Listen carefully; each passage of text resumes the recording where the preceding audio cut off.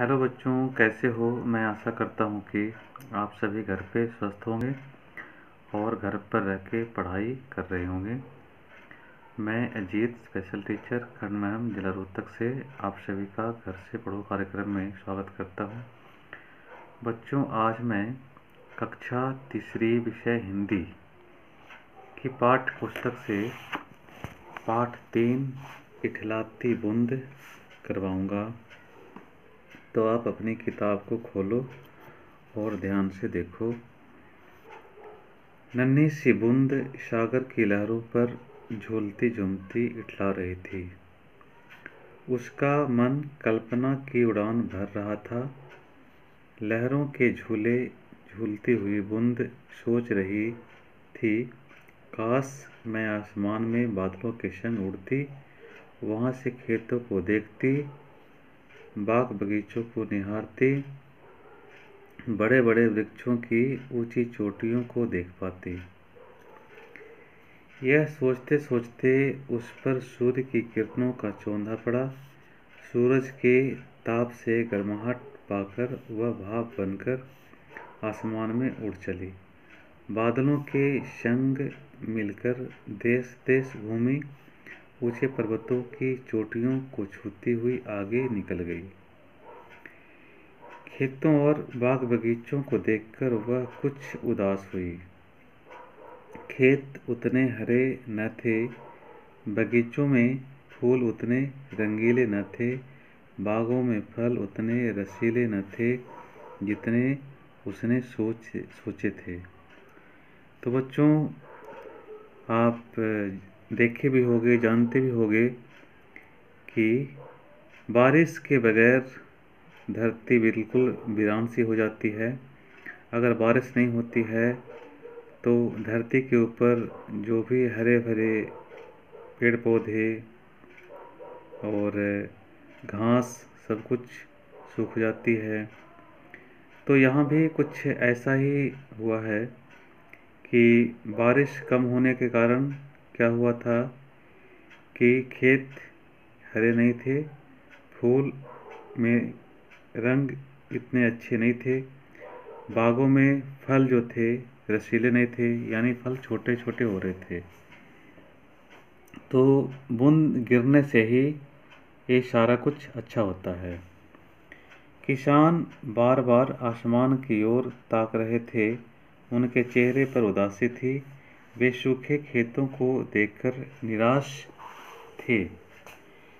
ये सब देखकर बूंद का सारा उत्साह ठंडा पड़ गया। उसका मन दुख से पिघल गया और वह धरती पर आ गिरी। बूंद मिट्टी में मिलकर एक पेड़ की जड़ तक जा पहुंची। पेड़ के तने ने उसे ऊपर खींच लिया और उस टहनी तक पहुंचा दिया जहां फल लगे थे। तो बच्चों, जब हम पेड़ में पानी डालते हैं तो क्या होता है कि पेड़ के अंदर जितनी भी जड़ें होती है, जड़ें क्या करती है कि पानी को सोख लेती है, ठीक है, और ये फिर ऊपर तने से होते हुए आगे पत्तों और फलों तक पानी को पहुंचा देती है, ठीक है।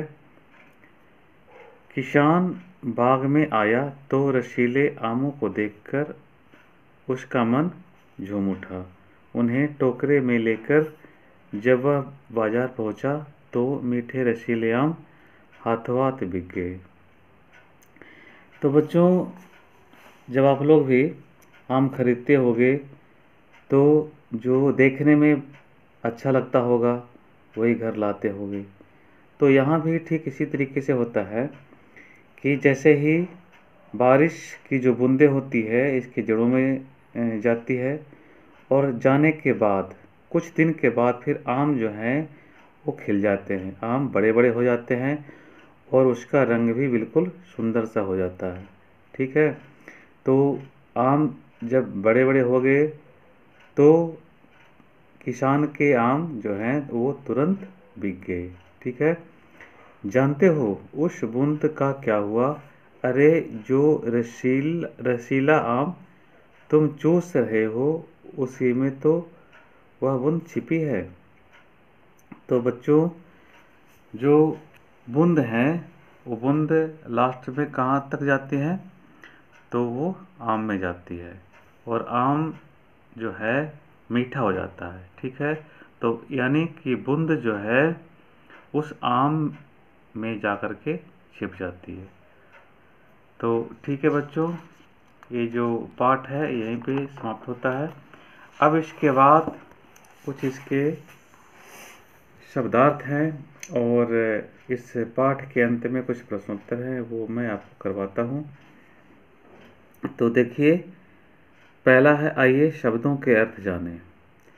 पहला है इठलाना। इठलाना मीन्स इतराना। उत्साह, उत्साह के मीन्स जोश। ताकना, ताकना के मतलब क्या होता है? टकटकी लगाकर देखना। निहारना, निहारना मतलब ध्यान से देखना। किसी चीज़ को हम ध्यान से देखते हैं ना, उसी को निहारना भी कहते हैं। वृक्ष, वृक्ष का मतलब पेड़।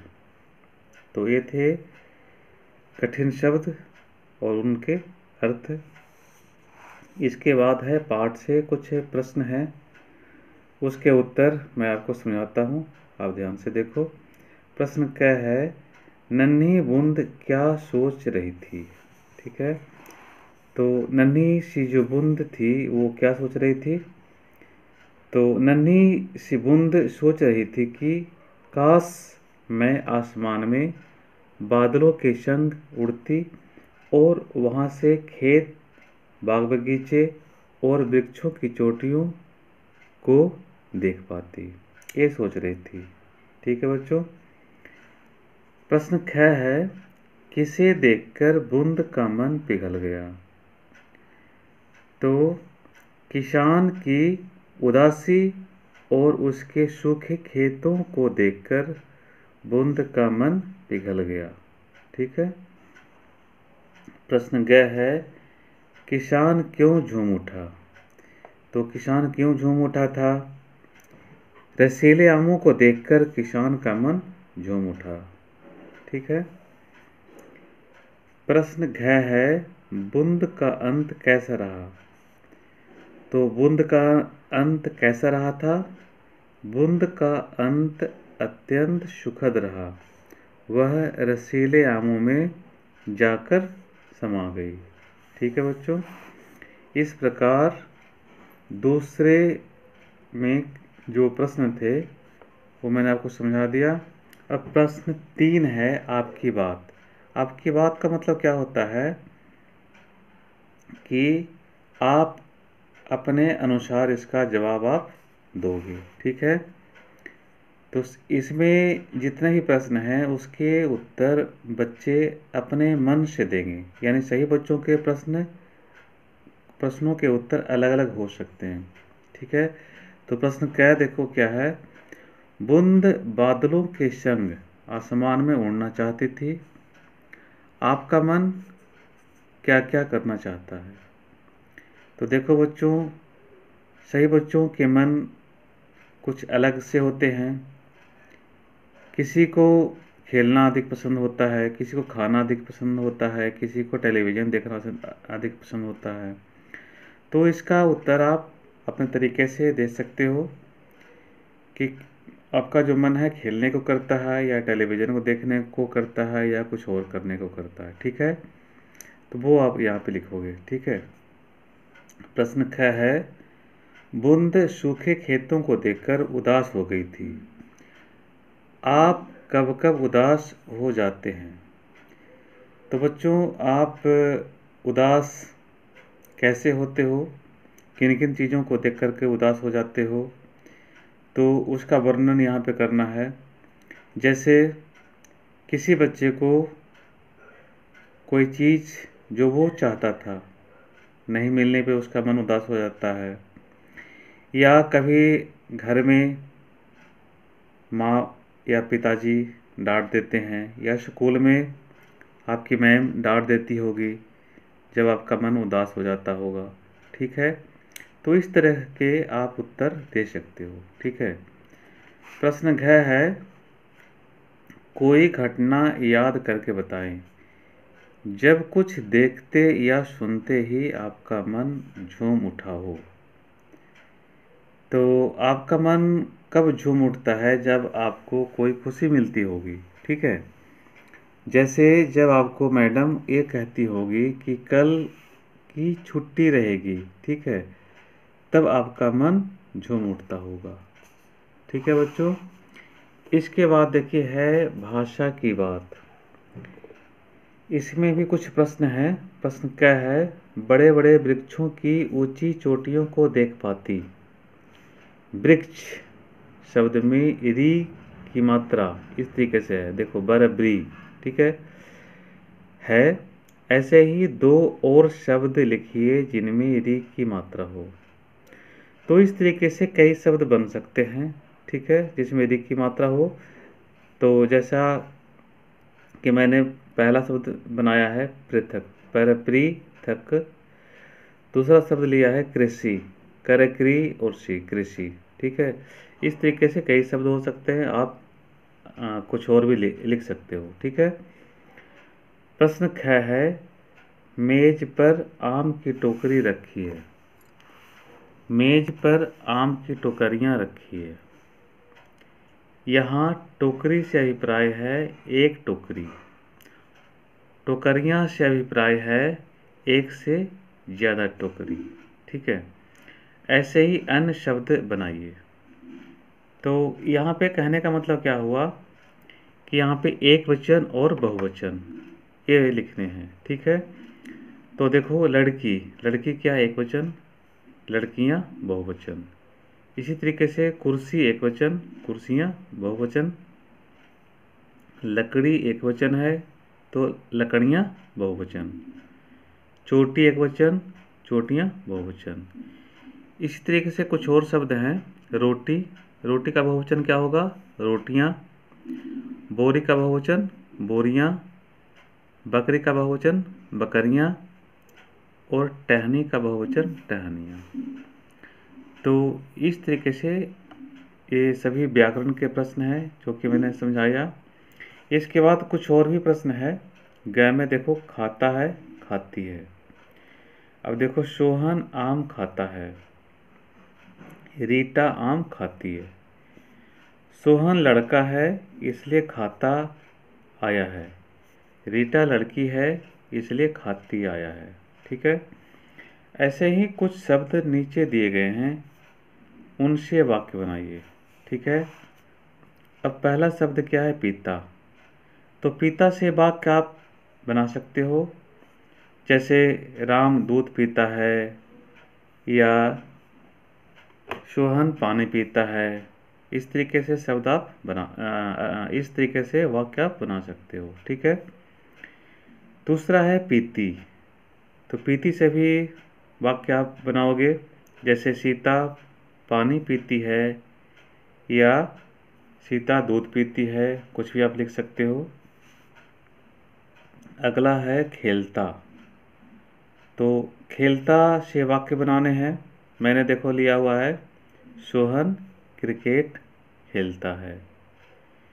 तो इस तरीके से आप किसी और का भी नाम लिख सकते हो, ठीक है। खेलती, जैसे राधा लूडो खेलती है, ठीक है। इस तरीके से आप वाक्य बनाओगे। फिर चलता, जैसे अमन तेज चलता है, ठीक है।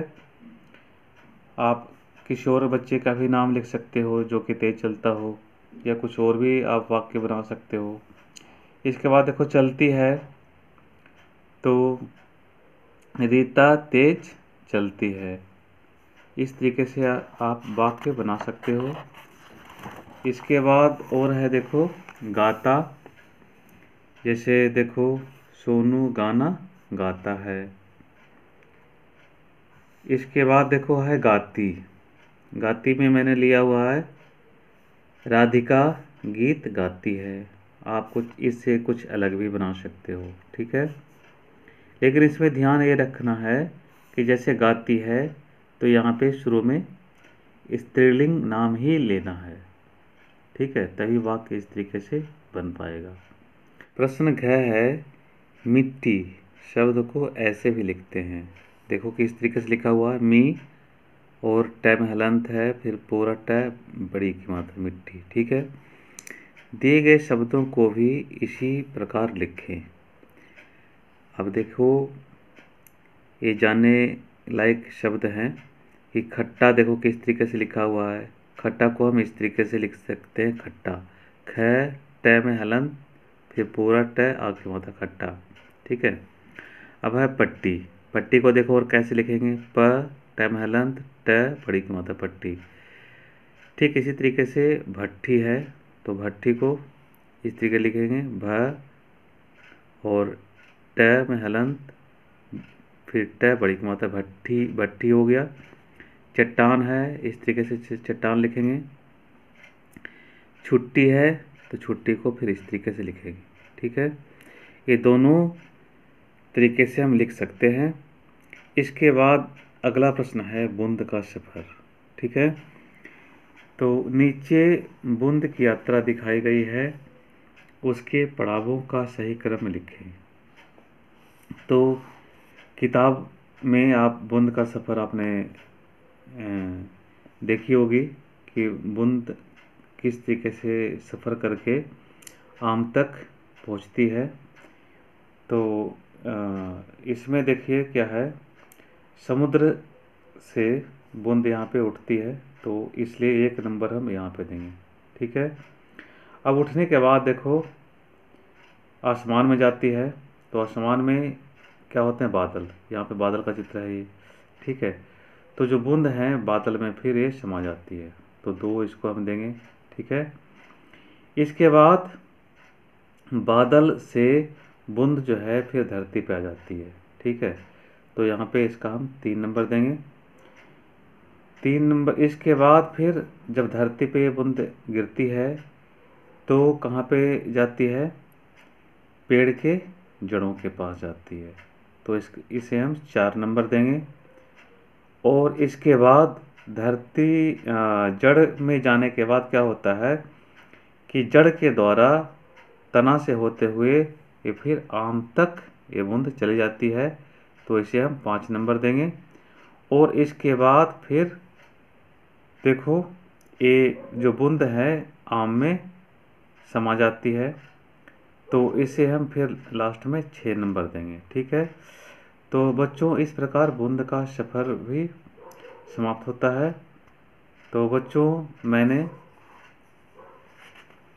पाठ 3 करवाया और इसके प्रश्न भी मैंने समझाया।